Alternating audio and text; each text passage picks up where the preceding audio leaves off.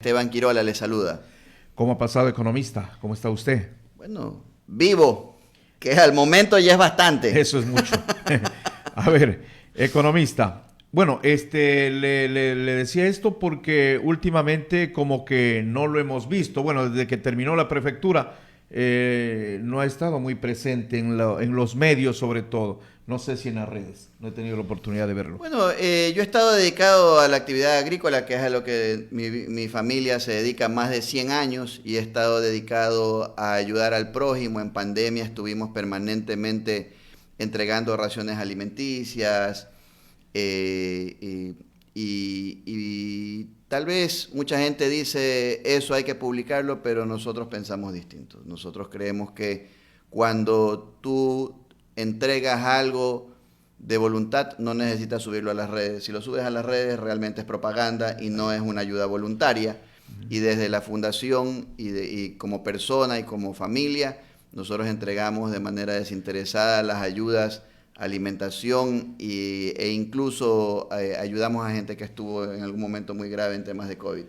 Bueno, muy bien, economista. En materia política, en materia social, en materia económica, ¿cómo ve? Situémonos a nivel del Ecuador, situémonos un poco a nivel de la provincia del Oro. ¿Cómo ve a nuestra provincia?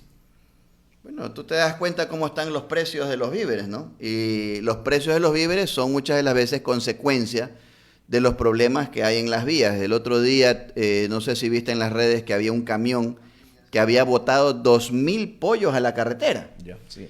Y eso es porque el camión se había quedado enterrado. ¿Qué sucede con esos pollos? Ahí el productor de pollo al final no va a perder, porque si pierde, deja de trabajar. Claro. ¿Quién paga esos caminos dañados que causan perjuicio a los avicultores? Las madres de familia, a las que les llega el pollo a $1.20, $1.30 la libra, mientras que cuando nosotros teníamos las vías en buen estado, la libra de pollo costaba 80 centavos y 90 centavos. Y igualmente con las naranjas. Cuando nosotros habilitamos las vías hacia los naranjales y a los avicultores en el 2014 y 2015, te daban 35, 40 naranjas por $1.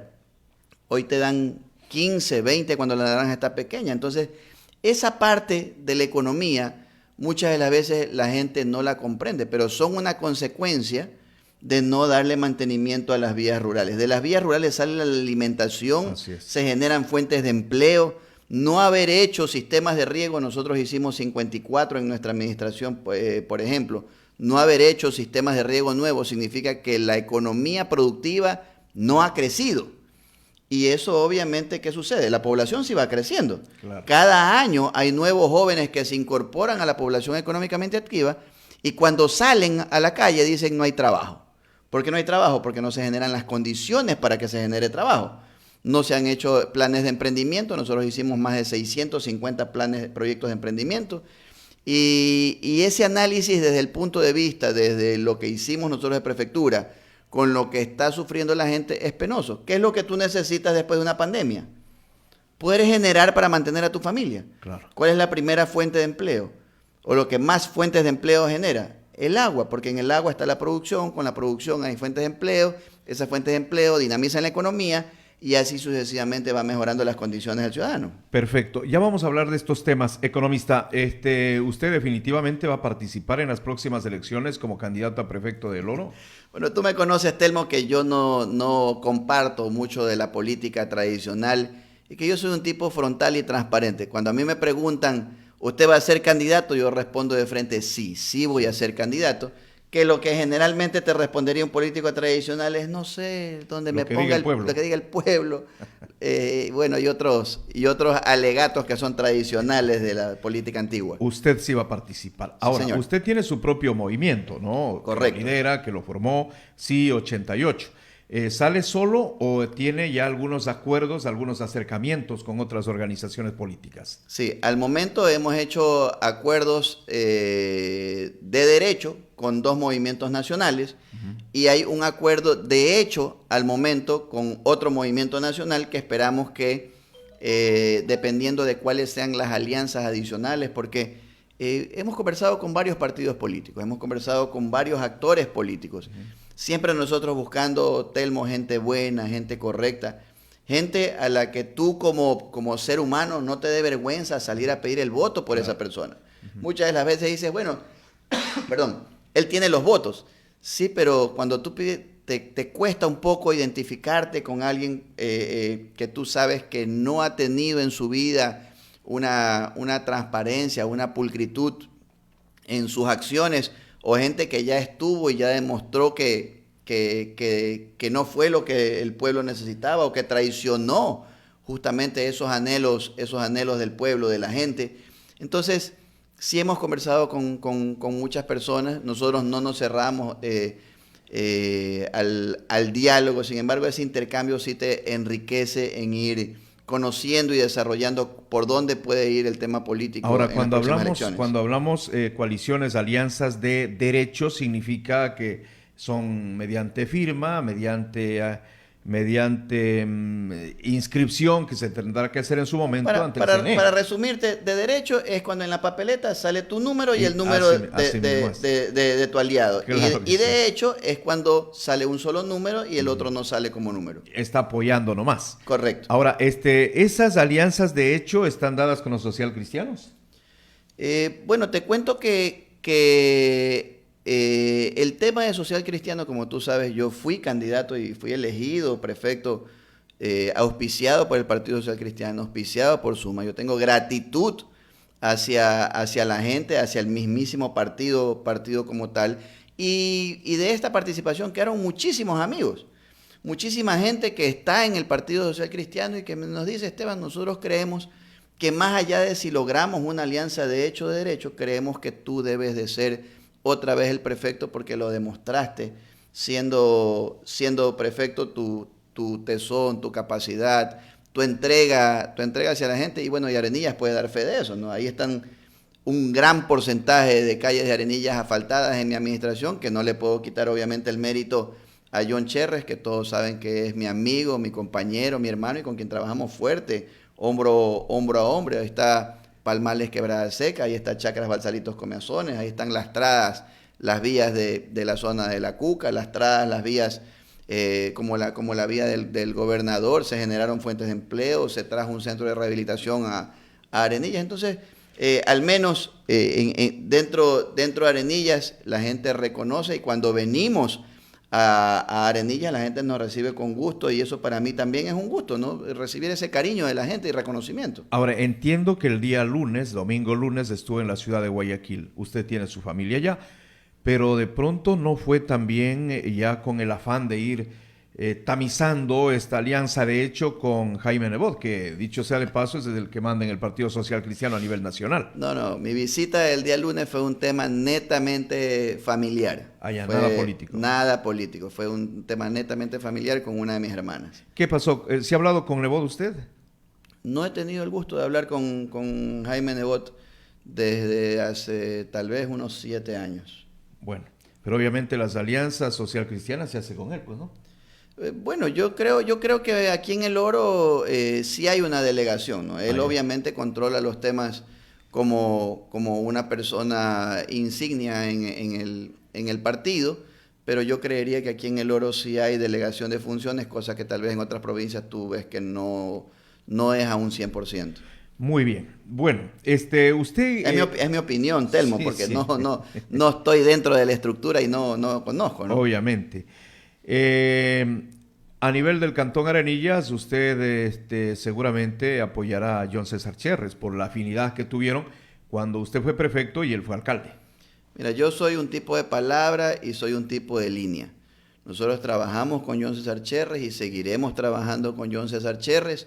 Yo creo que la ciudad anhela de alguna manera tener inauguraciones de calles todos los años como los hacíamos junto con John, y que la gente en ese anhelo volvería y de hecho merece tener un alcalde que les dé los servicios que necesita, que le dé la importancia que la gente necesita, y que se hagan las obras como se venían haciendo junto con alcaldía y prefectura en Esteban Quirola al mando. Sin el afán de tratar de llevar a la confrontación y cosas por el estilo, pero el actual prefecto, Clemente Bravo, ha dicho que él en estos 4 años casi ha hecho lo que no han hecho en 20 años sus antecesores, pues que ha logrado asfaltar muchas vías y etcétera, ¿no? Obras muy valiosas, que ha encontrado una maquinaria prácticamente destrozada, etcétera. A ver, ¿cuánto de verdad hay en estos pronunciamientos del actual prefecto?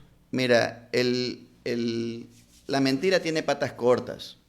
Cuando dijeron que la maquinaria no servía y estaba destrozada y no sé qué y no sé cómo, no sé cuánto, de repente en una sesión solemne que más bien parecía rendición de cuentas, declaran públicamente que 38% de la maquinaria estaba funcionando. Entonces, ¿qué te quiere decir eso? Que ahí ya hay una mentira, porque ellos dijeron que nada valía. Cuando nosotros compramos casi 10 millones de dólares en maquinaria, Telmo, ¿cuántas maquinarias ha comprado la actual administración en 3 años? Una. Imagínate, una maquinaria. Entonces, ¿cómo puedes decir el maquinaria que nosotros compramos desde el 2015 hasta el 2018? No puede pues, ser una maquinaria que esté obsoleta o en mal estado. Y declaran públicamente que 38%. Ahora, ¿cómo cuantifican ellos el tema del asfalto? Y ahí está clarito, ¿no? Cuando hacen esta rendición de cuentas en plena sesión solemne, que para mí es una falta de respeto a la solemnidad de la provincia, porque la sesión solemne no es para hacerte propaganda, no es para tener sentados a los ministros, inclusive diciéndoles que los estás engañando, y ya te voy a contar por qué. Ellos plantean y dicen, yo he hecho tal vía, tal vía, tal vía, pero tú ves que hay una foto de una vía que no corresponde pues a esa vía. Y cuando tú vas a ver la vía y dice hemos hecho 6.4 kilómetros y tú vas a la vía y de repente hay hecho 2 kilómetros. Dicen hemos asfaltado en tal lugar, sí, pero de repente tú ves que han tirado asfalto y no hay estructura, no hay alcantarillas, no hay cunetas. Nosotros hacíamos las obras completas, pues Telmo. Dime si en las chacras Balsalitos Quemazones falta un pedacito de cuneta, falta un pedacito de bordillo, falta una alcantarilla. Esas sí son obras que se pueden cuantificar como completas. Cuando yo estaba en el colegio, a mí me decían, deber incompleto es lo mismo que deber incumplido. Entonces, si tú no has completado una vía y una obra como debe de ser, ¿qué te dice eso? Que tienes deber incumplido. Por un lado, ¿cómo cuantifican ellos la vía? Ellos dicen, nosotros hemos hecho tantos kilómetros de vías de asfalto. ¿Cuántas son nuevas? 0. Ninguna es nueva. Ni siquiera la vía al Jobo, que la dejamos haciendo nosotros con John César Cherres y que tenía que haberse terminado 6 meses después que salimos de la administración. Ya han pasado 3 años y creo que recién están pensando en inaugurarla y con problemas en la calzada, con problemas en varios lugares. De hecho, yo he pasado por ahí y hay fotografías que no las publico yo, las publica la gente del pueblo. Entonces, ¿cómo tú puedes hablar y decir nosotros hemos hecho más asfalto cuando no has hecho ni una sola vía nueva? Yo sí hice vías nuevas. La marca Belí, Villaseca, El Tigre, nosotros la hicimos 100% nueva y completa. La vía,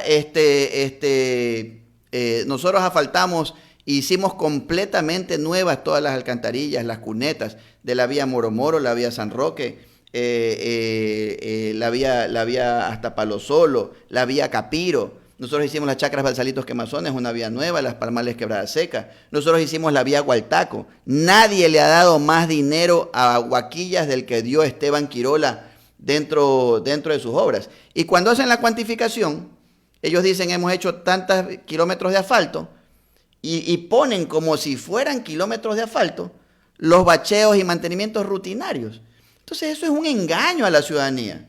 No le puedes mentir a la ciudadanía de esa manera. Es como que tú cuando haces una casa, tú digas que porque la casa tiene 3 cuartos, tienes 3 casas. No, tienes una sola casa. Claro. Y peor aún, ellos están contando cada columna de la casa como si fuera una casa. Porque el mantenimiento rutinario no es otra cosa que tal vez limpiar las cunetas o tal vez bachar una calzada. Y esa es la cuantificación que hacen. Dijo alguna vez alguien aquí burlándose de una persona que hacía un análisis absurdo con respecto al asfalto. Dice, yo creo que él está contando la calle de ida y la vuelve a contar de regreso. Bueno, ya que topó usted el tema, la vía Arenilla-San Vicente del Jobo. ¿Qué pasó? Porque aparentemente se tuvo que hacer nuevos estudios, nuevas gestiones, etcétera, para que se pueda, trabajar en esta obra. La vía fue intervenida en su totalidad a nivel de estructura y la vía se intervino en su totalidad a nivel de los pasos de agua, de los puentes, de las alcantarillas, que es lo más fuerte, es lo más duro. Esa vía quedó ejecutada, si no me equivoco, en más de un 85%. ¿Y en cuánto tiempo la hicimos con John el 85%? 8 meses. Claro. Entonces, si tú haces el 85% en 8 meses, ¿cómo es que el 15% te toma 3 años? Eso es incapacidad. Bueno, pero también la pandemia. No. Escúchame una cosa. En la pandemia, la maquinaria no tenía por qué dejar de trabajar. Las maquinarias más bien tenían facilidad porque ya no tienes que lidiar con el tráfico, ya no tienes que lidiar con otros temas. Y de hecho, un operador que está en una máquina no tiene contacto con nadie más. El de la volqueta voltea la volqueta y no tiene ni siquiera contacto con el operador de la cantera. Entonces, a no ser que obviamente tú me dices, bueno, el operador de la máquina de la cantera se enfermó con COVID, ahí te entiendo, ¿no? Se suspende todo el tema. Pero la pandemia más bien dio facilidades a la prefectura, porque dejó de tener gastos que normalmente sí los hubieses tenido si no hubiera pandemia. Y esa es la realidad. En temas de obras públicas, si tú te pones a ver las obras públicas que fueron contratadas por el Estado, ninguna paró. Todas siguieron y de hecho tuvieron mejor rendimiento porque no tienes que lidiar con el tráfico, porque tienes más disponibilidad de materiales, porque no compites con los temas privados, etcétera, etcétera, etcétera. Ya, entonces la obra Arenilla San Vicente del Jobo sí quedó bien avanzada, porque se dice que tan solo estuvo una máquina ahí moviendo la tierra y nada más. Pero si la gente vio pues en qué condiciones quedó la vía. Si la vía quedó transitable a nivel de base, en varios lugares, en otros lugares a nivel de su base. Y ahí está la cantera del Jobo. Tú podías ver en la cantera del Jobo que estaban las excavadoras de Prefectura del Oro trabajando y ahí está el material para ponerlo. ¿Qué te costaba de la cantera del Jobo pasar hacia el frente y poner un poco de material que faltaba? ¿Por qué se demoraron tanto en hacer unos bordillos? ¿Por qué se demoraron tanto tiempo cuando la obra, inclusive esa obra, no puede tener falta de estudios porque es una obra que está financiada con plata del Banco del Estado? Y el Banco del Estado hace un análisis profundo. Tú sabes cómo son los bancos y el Banco del Estado sigue siendo un banco. Claro. Ese Banco del Estado es muy meticuloso. Más bien el Banco del Estado puso varias quejas porque no se avanzaba con la vía. Y estuvieron a punto de dar por vencida la deuda por incumplimientos. Sin embargo, se justificó con pandemia. Pero yo te voy a decir una cosa. De mayo a diciembre que vino la pandemia, estamos hablando de junio, julio, agosto, septiembre, octubre, noviembre, diciembre, 7 meses. Ya tenía que haber estado terminada la obra. ¿Eso qué quiere decir? Que si no la hicieron por cualquier motivo que sea, hasta antes de la pandemia, igual siguen siendo responsables de la misma, porque ellos en 6 meses tenían que haberla terminado. Bueno, en la actualidad, en la prefectura del ingeniero Clemente Bravo, pues se han hecho, de acuerdo a lo que se informa, muchas obras viales y obviamente con precios totalmente módicos, como él mismo señala, porque solo se ha tenido que invertir en aceite y combustible, en aceite y gasolina. Mira, ¿por qué han invertido? Y que en su tiempo ha habido valores un poco altos. Mira, ¿por qué han invertido en aceite y en gasolina? Porque Esteban Quirola dejó haciendo las licencias ambientales para las canteras. Porque Esteban Quirola dejó comprando el asfalto que han venido usando. Yo compré el asfalto en el 2018, que ellos usaron en 2019, 2020 y 2021. Y ponte a ver en el portal de compras públicas cuándo compraron asfalto y qué cantidad. Resulta que el asfalto que yo compré para ponerlo en el 2019, ellos todavía siguen retirando asfalto. Solamente contrataron el transporte. ¿Por qué solamente aceite y combustible? Porque Esteban Quirola dejó comprando las maquinarias, pues yo dejé invirtiendo 10 millones de dólares. Entonces, cuando ellos dicen, nosotros hemos hecho las obras, ellos se refieren a Esteban Quirola más el aceite y combustible que ellos están poniendo, nada más. Y eso es verdad, pues está bien que ellos acepten que ellos solamente ponen aceite y combustible, pero porque Esteban Quirola les dejó puestas las canteras, les dejó explotado el material, les dejó funcionando las trituradoras, compró trituradoras nuevas, les dejamos funcionando todas las máquinas para hacer la mezcla asfáltica, dejamos funcionando un laboratorio en el cual se invirtió bastante dinero, compramos volquetas, compramos bañeras adicionales. Entonces, cuando ellos dicen nosotros, es Esteban Quirola y la actual administración. No me nombran, pues no, porque no les conviene. Pero eso es lo que ha sucedido. Ahora, si tú me dices a mí que una persona que es ingeniero civil, de repente te dice, yo solamente invierto aceite y combustible, tú ya te das cuenta que es un mal administrador. ¿Por qué? Porque no cuantificas los materiales que estás poniendo. Obviamente, si tú dices, yo solamente pago aceite y combustible, sí, y el desgaste de la maquinaria, ¿qué te dice esto? Ellos no están tomando en cuenta el dinero que tienen que dejar ahorrado para reposición de maquinaria y para mantenimiento de maquinaria. ¿Cuáles son las consecuencias? Que no tengan la maquinaria apta para poder atender a la provincia. Gracias a Dios, no han habido inviernos fuertes, Telmo. Nosotros sí tuvimos 3 inviernos bravísimos, pues. ¿O no te recuerdas que hasta el puente de aquí del basurero se lo llevó? Sí, señor. Esos 3 inviernos fuertes nosotros los pudimos afrontar con entereza gracias a que hicimos una inversión importante en maquinaria. Pero la actual administración no ha tenido inviernos fuertes. Y aún así, con los pocos inviernos que han habido, fíjate los problemas que hay en todas las vías por no haberles dado mantenimiento, por no haber limpiado cunetas, por no haber limpiado alcantarillas. Y ahí hay varias vías que están complicadas. La gente, hay comunidades que ya pasan del mes que están incomunicadas. Claro. Ahora, en materia productiva, sí hay que reconocer que el actual prefecto ha trabajado en la dotación de pollos y todo aquello para que la ciudadanía pueda fortalecer su economía. De pronto eso no se hizo en su administración. Lo que pasa es que yo no puedo engañar a la gente, Telmo.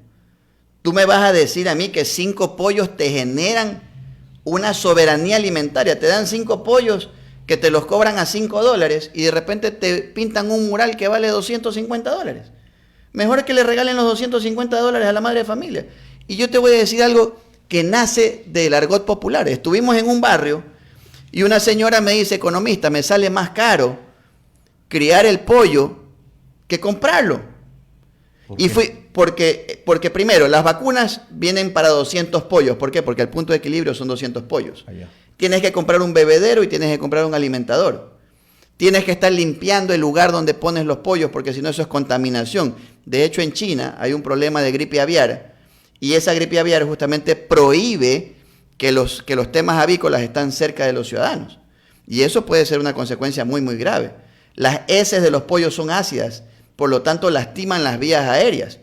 Y en otro barrio viene una señora y me dice, economista, yo pago $3 de balanceado diarios para alimentar a esos pollos. Y estaba un muchacho ahí con nosotros. Y el muchacho la queda mirando y le dice, vecina, hable bien. $3 diarios en balanceado para pollo. Para 5 pollos. Váyase aquí a la esquina. Usted compra un cuarto de pollo y encima le regalan el aguado. Y esa es la verdad. Es muchísimo más caro criar el pollo en tu casa. ¿Por qué? Porque no tienes las condiciones, claro. Porque el balanceado al menudeo te sale mucho más caro, porque no tienes las vacunas y se terminan muriendo, porque son pollitos de mala calidad, porque no compran los pollos de primera calidad, compran pollos que son de descarte, o sea, los que ya ningún avicultor te los recibiría, porque ya sabes que no van a tener el crecimiento necesario y que incluso tienen ciertas deformidades que para el ojo que no es especializado no son detectables. Esos pollos ya sabes que van a tener una alta mortalidad, que van a tener poco crecimiento y que encima va a ser un gasto. Entonces, si te sale más barato comprar el pollo que criarlo, la gente va y lo compra. Esa plata que se ha despilfarrado en un tema de pollo, hay que ir a analizar cuánto cuesta el pollo en donde los avicultores y en cuánto lo terminan facturando a prefectura, que es algo que hay que analizar, ojo. Y eso, yo no soy Contraloría, pero sí es algo que tiene que analizarse. ¿Por qué resulta que estos pollos son más caros cuando son pollos de descarte? Y otra cosa que te voy a decir, ¿por qué esos pollos son solamente para los amigos cercanos de la administración y no son para todos? Pero lo peor de todo es que ese dinero deberías haberlo invertido en las vías que van a las verdaderas granjas avícolas. Porque hoy el pollo, gracias a que las vías están en mal estado, te cuesta $1.30 la libra. Claro. Pero si hubieran hecho las vías con esa plata, porque se han gastado más de $250,000, y con eso podías haber lastrado muchas de las vías de los avicultores, el pollo no estaría pues a $1.30, $1.50 en la tienda, sino que estaría en 80 y 90 centavos como estaba cuando Esteban Quirola atendía las vías del sector rural de los avicultores. A ver, este proyecto de los pollitos, Clementito me parece que se llaman, cuesta 250,000. No. Un cuarto de millón. Ellos hablan de que han gastado más de $250,000 en entregas de pollos. Ya. Y eso síguele sumando, ¿no?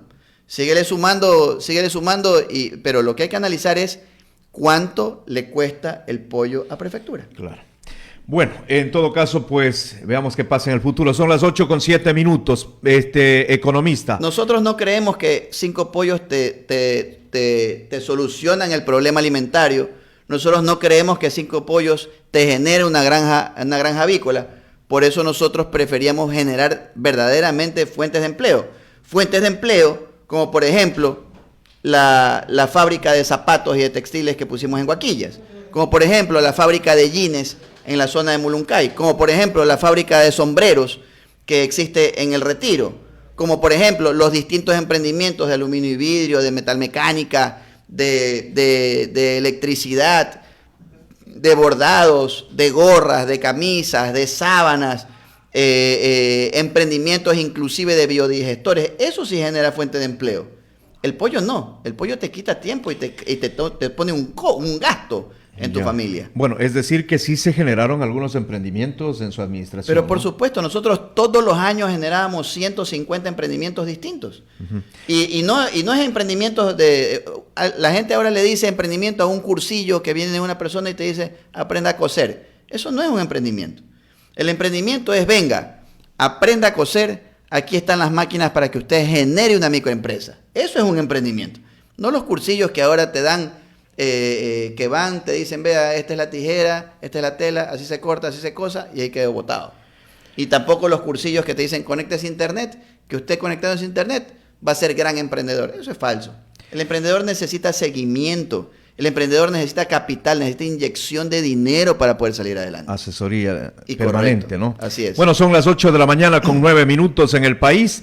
Frente a todo este análisis que hemos hecho, sobre todo escuchando su exposición, sobre todo escuchando las respuestas a los planteamientos que hemos hecho nosotros, pues usted aspira a volver a la prefectura de El Oro, lo ha dicho tajantemente. ¿Por qué? ¿Qué es lo que quiere hacer este economista? ¿Cuál es su planteamiento? De pronto en unos ejes, así para tener presente. Mira, te voy a poner solamente un detalle. Ya. La prefectura del Oro perdió el norte. La prefectura del Oro dejó de ser una institución que atiende y que sirve al ciudadano. Cuando tú querías hablar con Esteban Quirola, tú ibas el primer jueves de cada mes y las audiencias eran públicas. No necesitabas ni un oficio, ni pedirle que una palanca haga que te reciban, ni nada. Nosotros recibíamos al que iba, sea como sea. Inclusive había gente que iba simplemente a sentarse por tomarse un rico café y comerse un pancito. Pero recibíamos a todo el mundo. Y esa es la verdad. Ahora tú, para ir a la prefectura y de repente decir, quiero que me atiendan, tienes que buscar una cita, tienes que ver qué. Y de hecho, la prefectura no la administra el prefecto.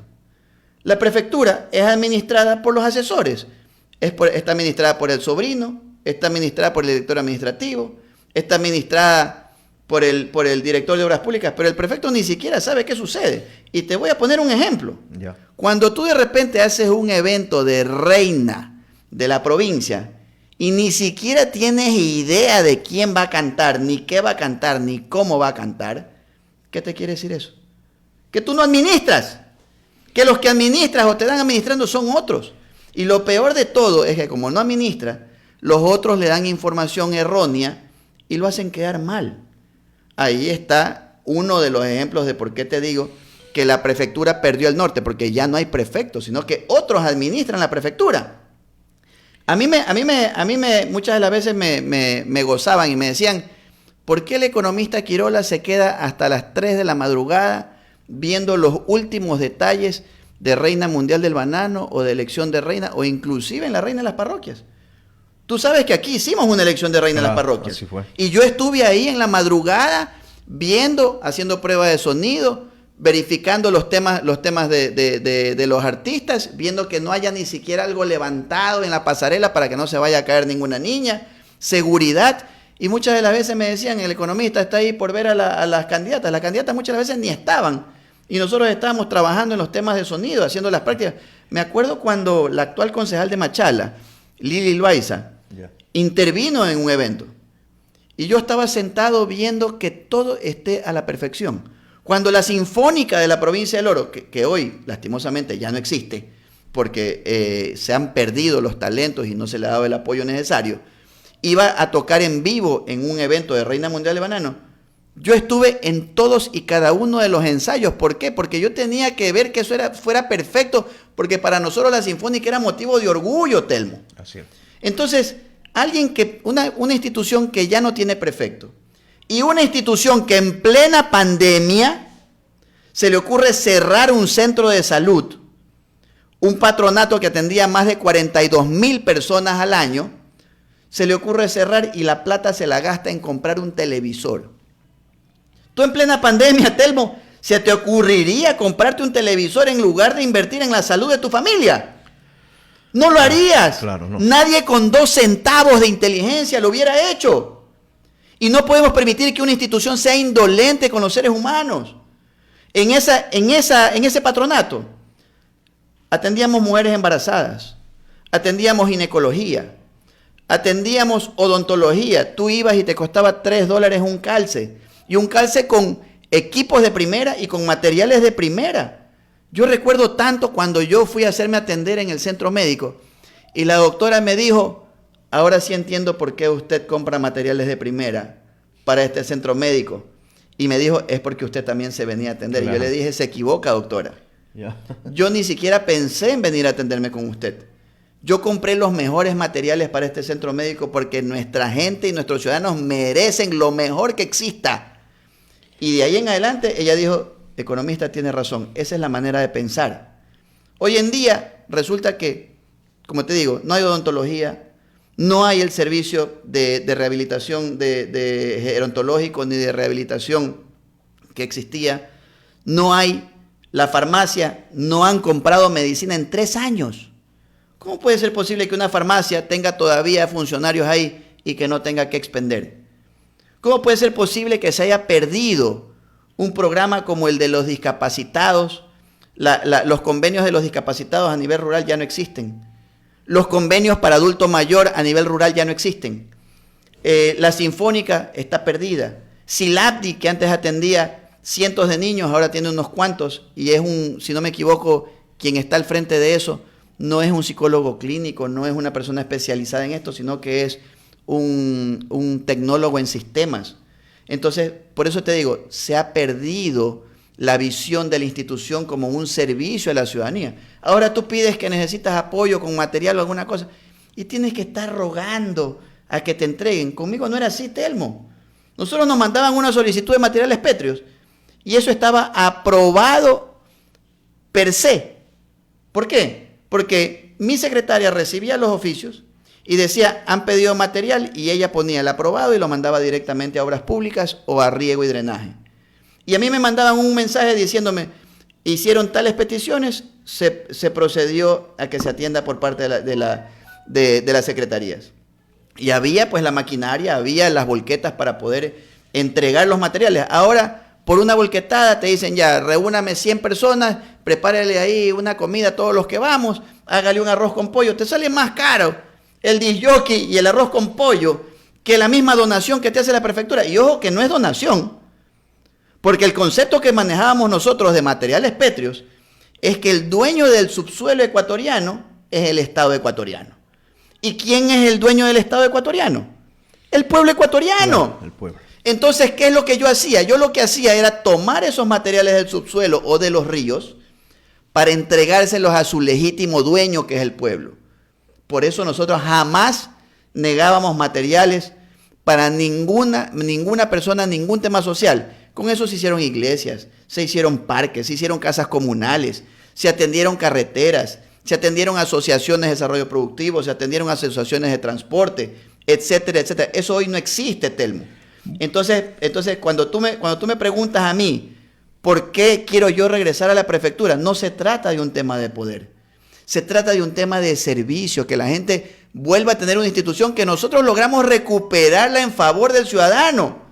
Y que hoy la gente sabe que no cuenta con prefectura, que no cuenta con prefecto. Cuando tú quieres algo en prefectura, vas a buscar al sobrino, vas a buscar al asesor, no vas a buscar a la primera autoridad.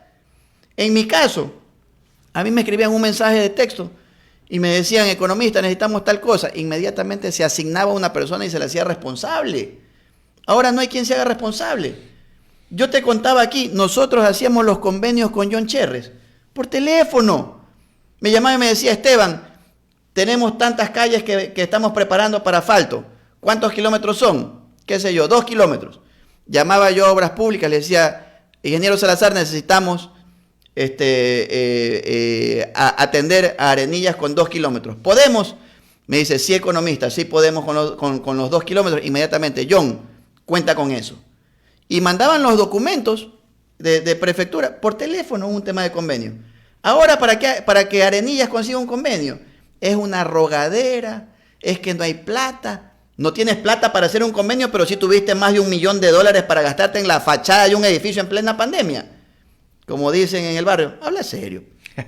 Bueno, economista, en todo caso también era necesario arreglar un poco la imagen del edificio del Consejo Provincial. ¿En pandemia? Bueno, en pandemia es conversable. Telmo, ¿en pandemia? No. Yo ahí sí discrepo contigo. Ahí es irrefutable. No te puedes gastar la plata del pueblo en un tema estético. Y peor, engañar al pueblo. Ya vendrán las autoridades de control a preguntarle qué hicieron con los vidrios que sacaron de la institución. ¿Qué hicieron con los materiales que salieron de ahí? ¿Y por qué razón un proyecto que nosotros lo dejamos hecho el estudio por $550,000, se gastaron $1,400,000? $1,400,000. Sí, señor, eso costó. Y usted dejó un estudio de 500. $550,000 a mí me entregaron el estudio en el 2015. Y hicieron todo una cuestión de que el edificio estaba en riesgo. Nosotros hicimos el análisis y era falso. Lo único que estaba en riesgo era un friso que era falso de estructura metálica que estaba debajo del edificio y por humedad y por corrosión había que darle mantenimiento.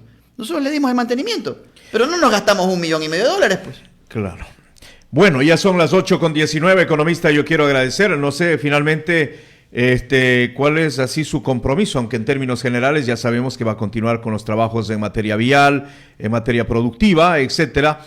¿Algún compromiso muy puntual para el Cantón Arenillas? Sobre todo el sector rural, donde usted sabe que el Cantón Arenillas es el más extenso, correcto, territorialmente hablando, de la provincia del Oro, y tenemos Cañas, El Blanco, El Triunfo, que de pronto no han sido atendidos adecuadamente en materia vial, economista. Eso sí es cierto. Mira, Telmo, nosotros hicimos todo lo que estaban humanamente a nuestro alcance. Nosotros trabajamos día, tarde, noche y madrugada.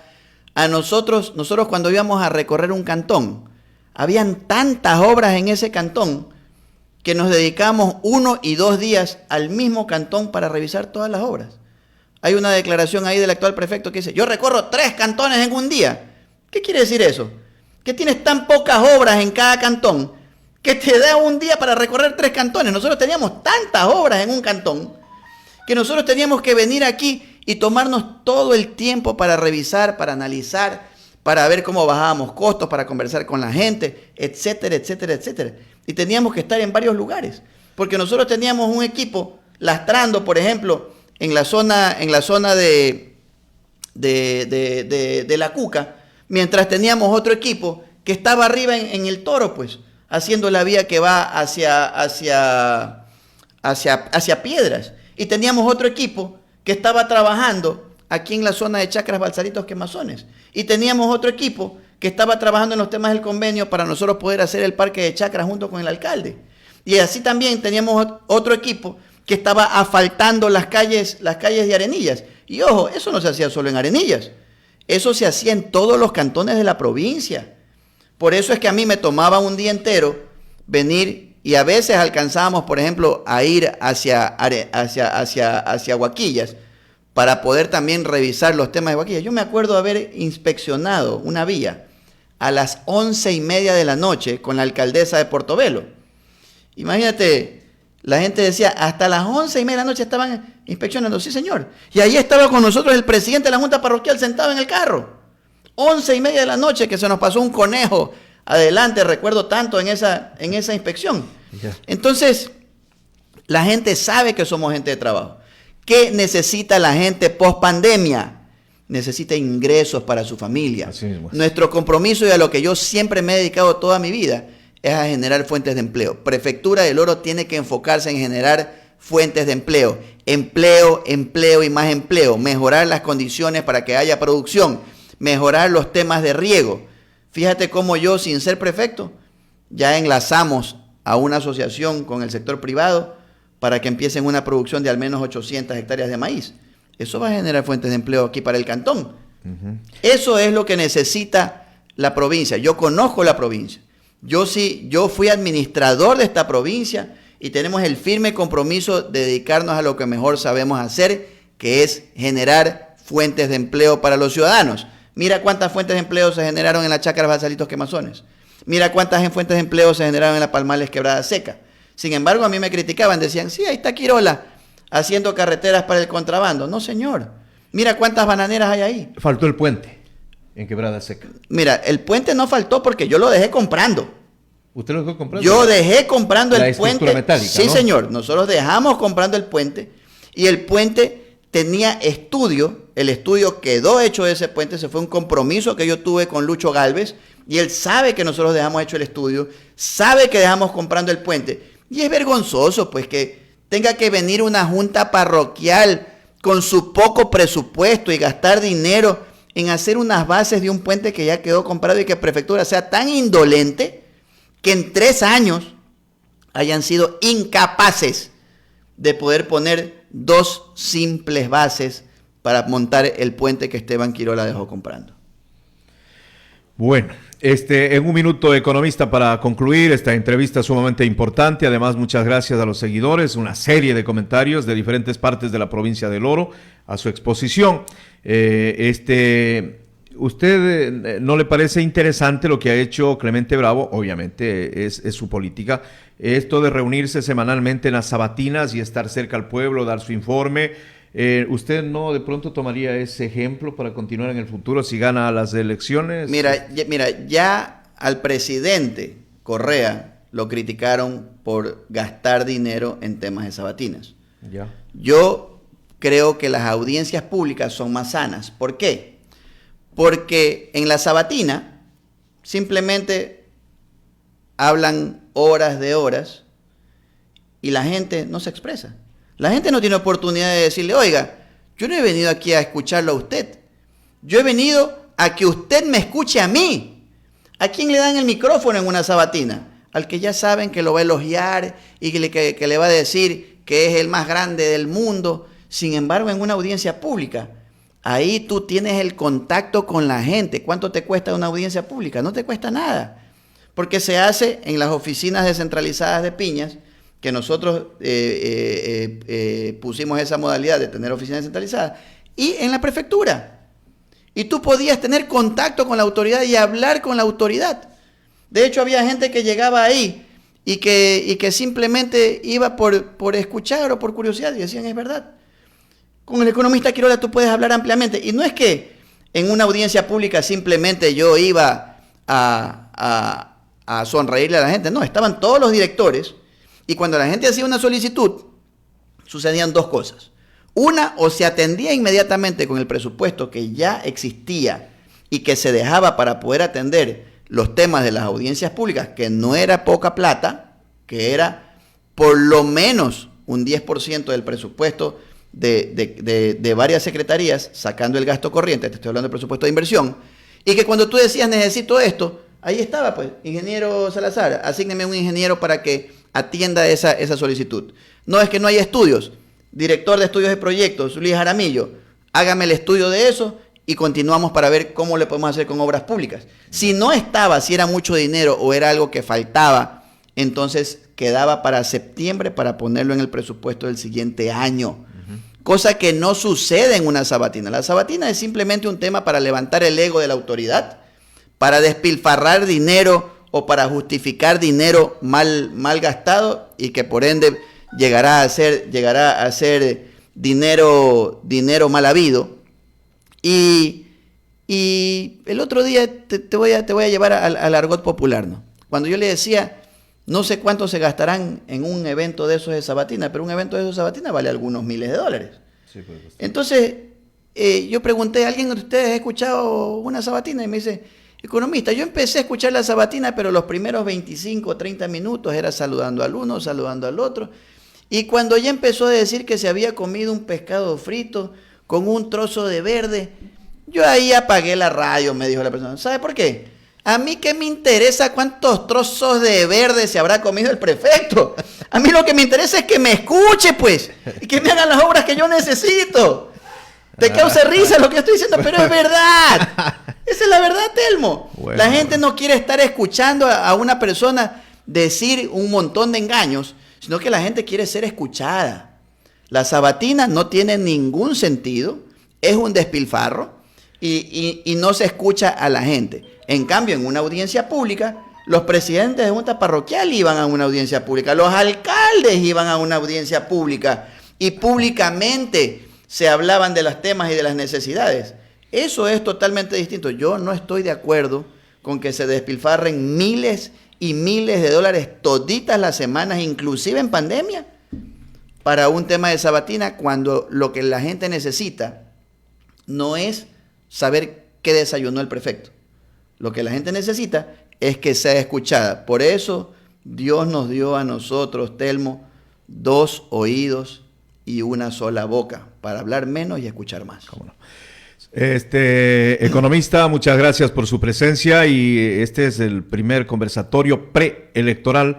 Ya tendremos la posibilidad de seguir conversando, pues, ¿no? Dependiendo de su tiempo también, porque además yo tengo que reconocer que usted es un hombre muy madrugador. Cuando fue prefecto y siempre me decía, me invitas pero a primera hora. Usted ya estaba 15 minutos antes de las 6 de aquí, pues, ¿no? Así es, siempre, toda la vida. Mira, yo siempre me he considerado Montubio porque yo fui criado en el campo. Mucha gente dice, Esteban Quirola viene de la familia de don Esteban. A nosotros nos tocó fajarnos, pues a nosotros nos tocó trabajarla, nos tocó sudarla. Yo sé lo que es montar a caballo, yo sé lo que es usar un garabato, yo sé lo que es rozar a machete. Y de hecho tú puedes observar las manos de un hombre que ha sido trabajador y las manos de un hombre que nunca en su vida ha hecho nada. Hay una gran diferencia. Y yo sí puedo pues enseñarle mis manos a la gente y decirle, aquí están las manos callosas de un hombre trabajador. Yeah. Y tú puedes ver hasta inclusive en la contextura física, ¿no? Cuando es alguien que ha sido de oficinita o eso, no tiene pues una contextura física como para afrontar el campo. Pero también que usted es un gran deportista, pues. Bueno, también las dos cosas. Está, ¿no? Permanentemente. Pero yo creo que más bien mi estructura física del trabajo fuerte en el campo es la que me llevó a tener éxito en el deporte, porque yo ya tenía una musculatura que había sido trabajada desde el campo, porque nosotros desde chiquitos hemos trabajado. Y cuando yo te hablo de el tema de Montubio, como yo me crié en el campo, nosotros tenemos esas culturas, esas costumbres. Por ejemplo, tú a mí me sirves un whisky y yo te digo no gracias. Pero tú me sirves un aguardiente y yo te digo gracias, aunque sea para afinar la garganta, dicen los cantantes. ¿Por qué? Porque yo fui criado en el campo. Claro. Entonces, la gente en el campo se levanta muy temprano y yo me quedé con esa costumbre de por vida. Como yo decía, los montubios nos levantamos a despertar al gallo para que cante. Y por eso es que nosotros pusimos la modalidad de que en Bella India, a las 6:30 de la mañana los días lunes, se hacían toda la programación y se verificaban los temas de la maquinaria y estaban ahí los jefes de Frente de Obras Públicas, el director de Obras Públicas y Esteban Quirola presente muchas de las veces. Eso tampoco hoy en día existe. Pero eso te lo da ¿qué? Una disciplina y una costumbre y más que todo una voluntad de servicio hacia el ciudadano. Muchas gracias, economista. Muchas gracias, Telmo. Un abrazo a toda la gente linda de Arenillas. Les saludó Esteban Quirola.